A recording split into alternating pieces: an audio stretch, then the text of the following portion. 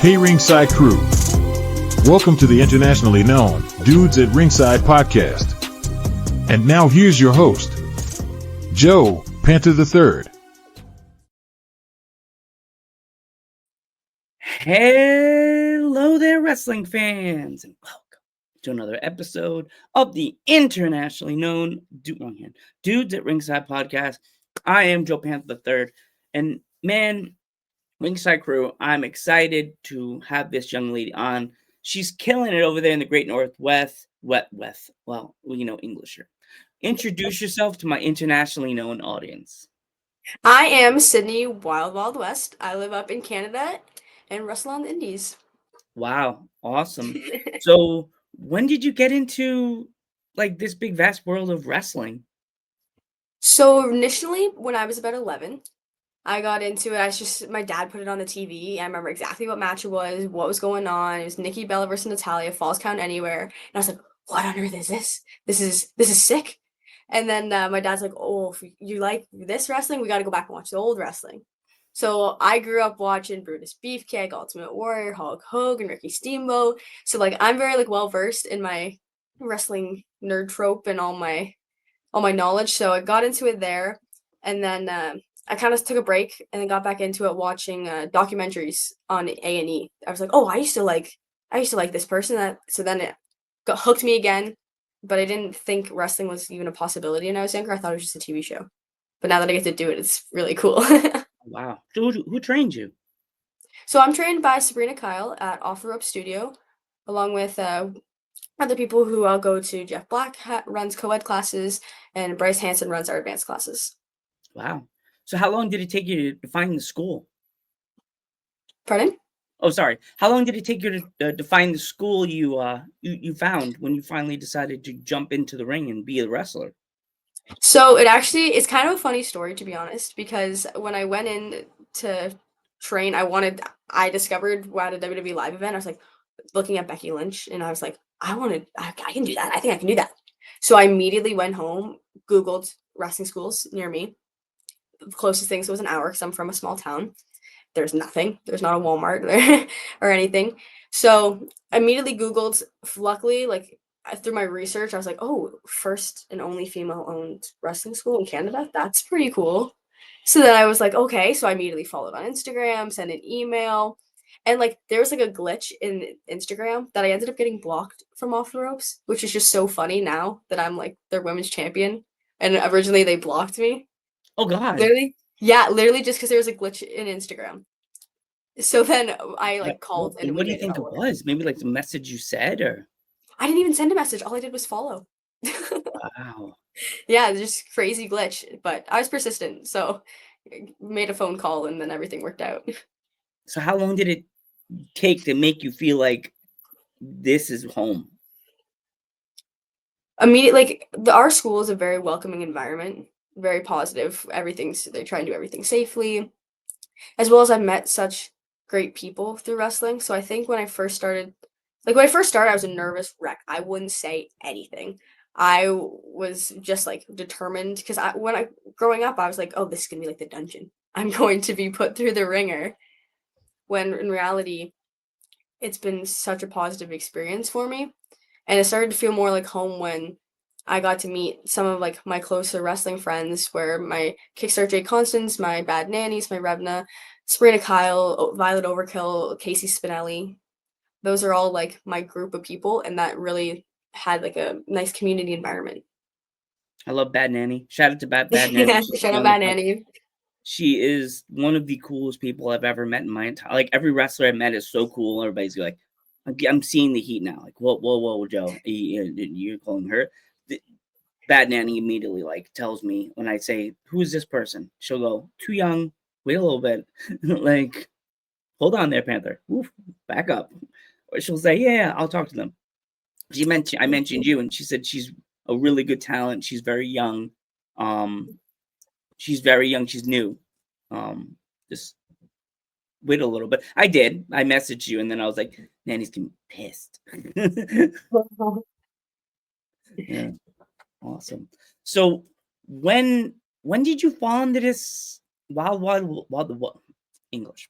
When did you fall under this wild west, this cowgirl like persona? Like, is it you already in the middle of there? Was the cowgirl already there all along?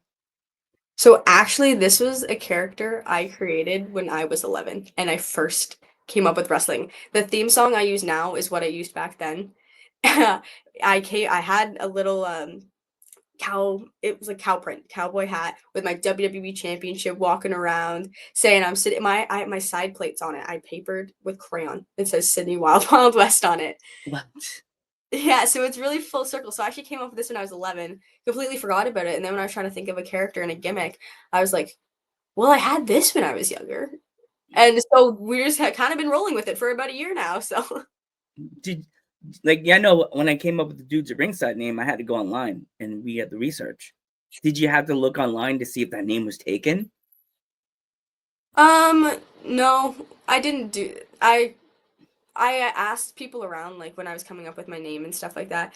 And I like Googled too, and but if you search up Sydney West, the only thing that generally comes up is about that missing girl that happened on TikTok. Hmm, So there wasn't too many in the wrestling world, at least that I know of. There might be, but I didn't find any. awesome. Did you have like an outfit? I know you said you had an outfit when you were a little girl. Like, did you have the outfit like when you first for your first match, or did you just come out in generic clothes? My first match, I wore Amazon jeggings Oh, and I my roommate's a white halter top, athletic halter top. But my sister is very talented, and I have a jean jacket that I still wear now, and she painted Wild Wild West on it, sewed some fringe on it. So at least I had something that kind of felt professional. But yeah, just my Amazon outfit.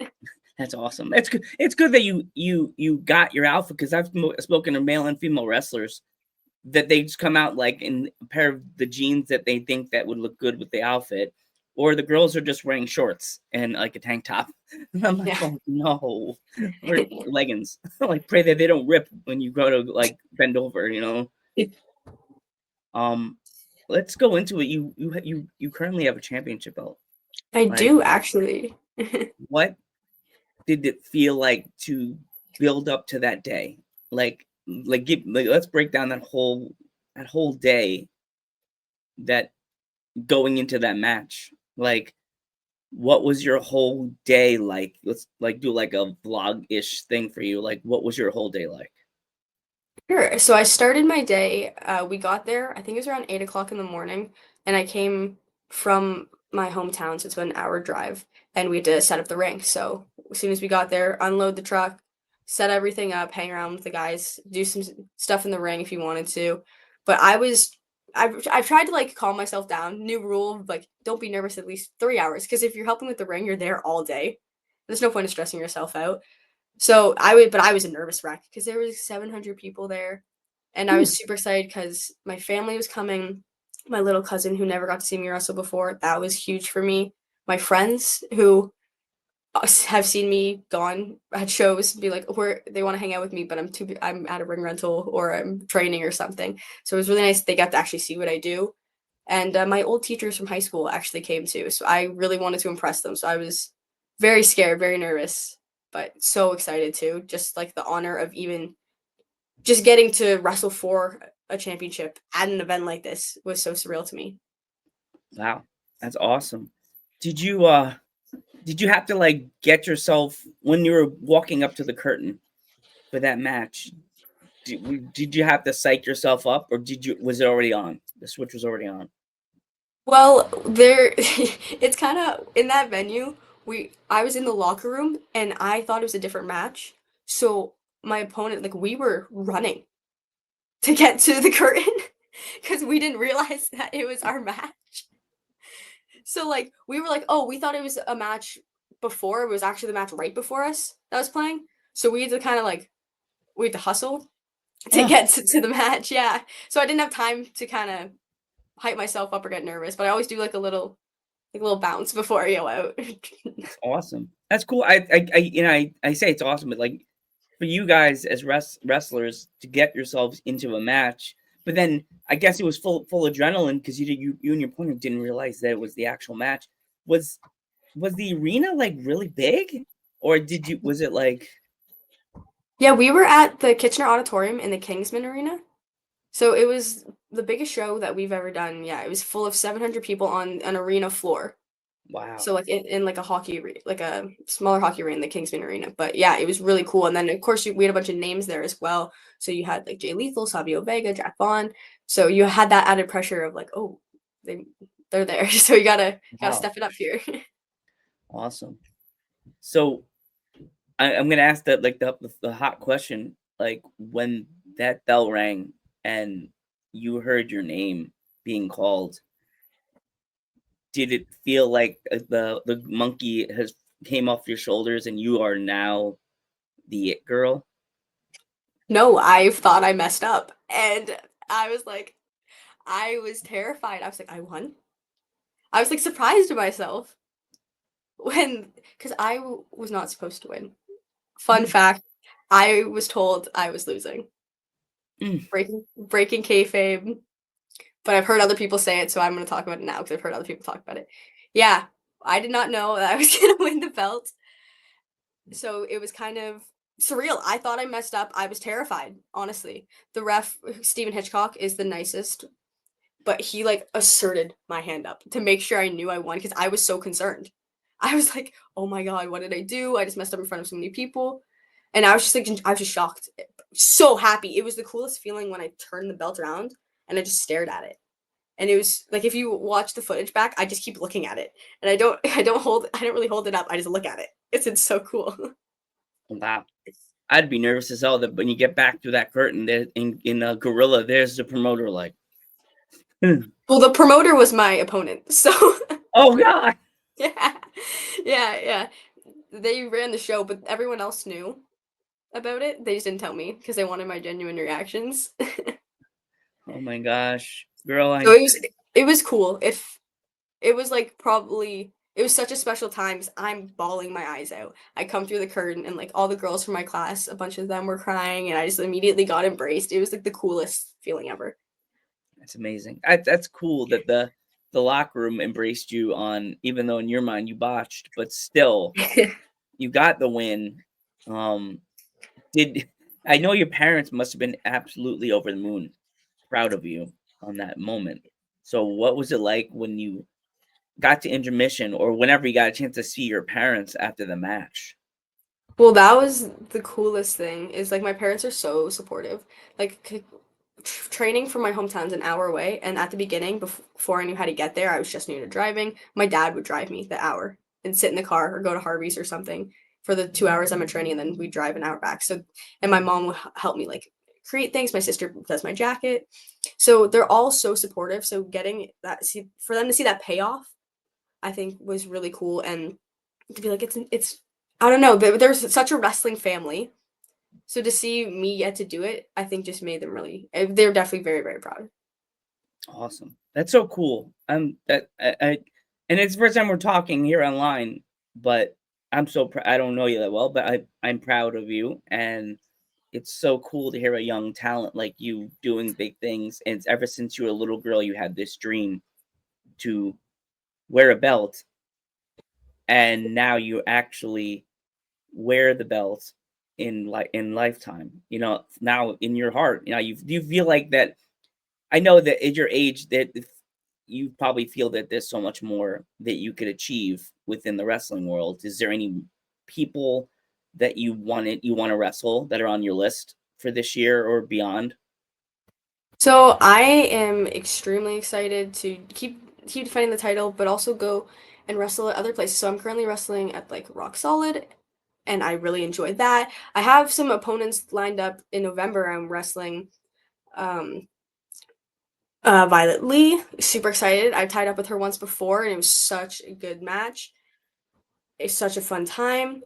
I've got Wanda Del Rey that I'm gonna get to wrestle. So I'm excited. I'm excited to wrestle everyone and learn from everybody. So Wow. there's not anyone specifically, but I'm like, I would like just to learn, like, because if you wrestle a veteran, you're gonna learn this many things. But also, if you wrestle someone new, you're gonna learn a whole different set of things. So like, I've wrestled another girl who I trained with going up. So I started only 4 months before her, and we got to wrestle 4 times now, and it's been so amazing to see us like get to learn together. It's like a different set of skills. So stuff like that, I'm excited to do. Awesome. So, what does it feel like to be part of this young push in the indies? What do you feel like that you're that next generation of indie stars that are gonna take over once all of the like the nannies retire and all those people retire? I know it's sad to think that I love Matt Nanny once again. I love him. When they all retire, you're gonna be the next push. So what does that feel like to be part of that next surge of young talent? It feels like I want to do everyone proud, the people that I'm learning from, because like I have so many great wrestling role models who I get to pick their brain. If I text them, they're gonna answer me and they're gonna give me this much feedback if I ask them like this much of a question because they want to see me get better. So I really want to make everyone proud, and that's my trainers, Sabrina Kyle. That's like opponents that I've had, and then the people I wrestle too. So that I kind of feel a bit of a responsibility to carry on what they've taught me and to like evolve from it. Mm, yep, totally. Um, when it comes to like your training, like how many times a day do you train? So I try and go 2 to 3 times a week, depending on my university schedule of classes and what I have going on. So there's Tuesday we have girls class every other Tuesday and co-eds uh, the other day. So I try and go every Tuesday for that class. It's 2 hours, and then the Wednesday I go for the advanced class, and then the Thursday we have another girls class. So I try and do 2 to 3 times a week for wrestling training, and then go to the gym as well. So one of my favorite questions I always like to ask in the wrestlers, what is your favorite cheat food? Like when you everybody has the food that they do their workouts and they have to have after their workout. Recently, it's been beef jerky. I don't know what it is, but after I come home from training, I want spicy and sweet beef jerky. It's been my new obsession, and mixed nuts. Like as soon as I'm done training, that's what I want, and I have no idea why. Mm. But like So, greasy cheat food, I want like all the ice cream. I want the tacos. Yeah. oof, I love tacos. Um, do you? I know, like with you're a cowgirl and everything. Have you been out of Canada and been to like Texas yet? No, I've only ever I went to Disney World when I was 5, and then I went to a country music concert in Buffalo, and that's the only time I've ever left Canada. That's the only time I've ever left Ontario, actually. It was You need twice to in my go to life. Canada. You go to Texas. I mean, you need to go to Yeah, Texas and actually I'd love go to. experience Texas and the walks and how they do that, and because then you'll get more of an idea with this Wild Wild West, like to be able to toss in more of the drawl and the outfits. And have you met other cowboy characters in your young career so far?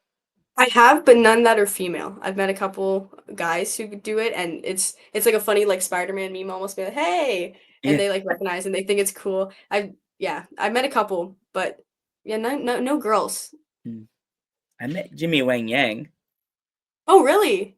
Yes, such a nice guy, so funny, such a sweet guy. I interviewed him on Dudes at Ringside, and Oh, that's awesome. he has a book. He have to send you that. Yeah, he has a book. I didn't Yeah, know he had a book. yeah, he has a book out. Wow.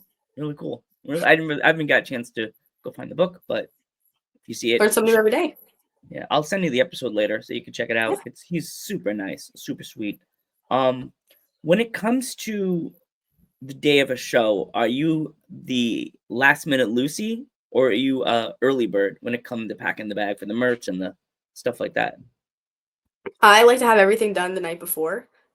So depending on what show it is, if it's like an off the rope show, I'm gonna be there as soon as we need to load the ring from the school to the truck to the venue. So if that's I at fairs, I'll have to pack the day before and then wake up at like 5 to get ready because curling my hair takes like an hour. So I have to do that. And then on top of drive wherever we're going and then do the ring. So I need to have my stuff laid out for me. Other shows, I also I need to have it done, but if I'm not helping with the ring, I might come a little bit later, but I will still try and come for setup of any kind. So Awesome. I very scheduled. Where do you see yourself in the business 5 to 10 years from now? Very deep question. I hope that I'm still enjoying it and that I'm able to complete all my small goals working up each year. Each year I'm 1 year in, but my first year I made a list of goals and I've pretty much completed all of them. So I'm hoping that I'm still enjoying it. I'm hoping that by then, I don't know. I'm a big person. I don't want to jinx things out. Like I have stuff in here, but I don't want to say it out there, kind of thing. Yeah, I get it. I get you. When it in closing, if my fans want to follow you on social media, how can they find you? So I'm at Wild X2 West on Instagram, and that's pretty much all I use actually is Instagram. Yeah, it's crazy because I like Facebook, but like sometimes I feel like Facebook doesn't push the episodes out faster. And I post it, and people are like, "Oh, that's nice." You know, I have no idea how to use Facebook. I have no idea. I like Facebook because I said I have family on there, friends on there, people from school, work, and stuff like that. But I'm like, is there any merch anybody can pick up if they want? Yeah, so I sell cowboy hats, 8x10s, and I have 2 different styles of t-shirts right now. I sell them at each one of the shows that I'll be at, which is generally around, it's in Southern Ontario, so around the Kitchener-Waterloo area mainly. I've been to London. I just went to Timmins recently. So around in Ontario is where you can find my stuff. It's called maybe the town's called London. Yeah, yeah. Wow, that's cool. All right. Yeah, we're there is it the 15th? Okay. I believe. Oh, wow, cool. Or the 29th. Oh my gosh, I should know that. Before we go, if there's any kids watching this podcast that wanted to get into business like you did, what kind of advice would you have for them? I would say to surround yourself with good people, try and create a positive mindset because it's not easy. And there's going to be negative times where you're going to think maybe you're not progressing or maybe there's just certain things that you're not going to be good at right away. So trying to keep a positive mindset is going to help huge. Watch wrestling. And don't just watch new stuff. Watch old stuff. Watch different styles because then you'll find a different style that maybe you don't like the stuff that's currently on Raw, but maybe you like New Japan. Maybe you like old indies from England or something. So you can always pick and choose. There's something for everybody. So watch everything so then you can find your niche and work on it and be you within wrestling. Yeah, that's 1%. Like nobody really takes what you just said to heart because there's people that just focus in on the big stuff. That they don't focus in on the old WWE or WWF. It's crazy that think some of these kids don't want to go back and watch the old Survivor Series and stuff like that. But it's good. It's good that you're such a young person and you watch the old stuff. That's the good thing about it. Because yeah, that's my favorite. You want to see where the story started instead of just down the middle where John Cena took over and took everything away. Didn't take it, took over and changed everything. There you go.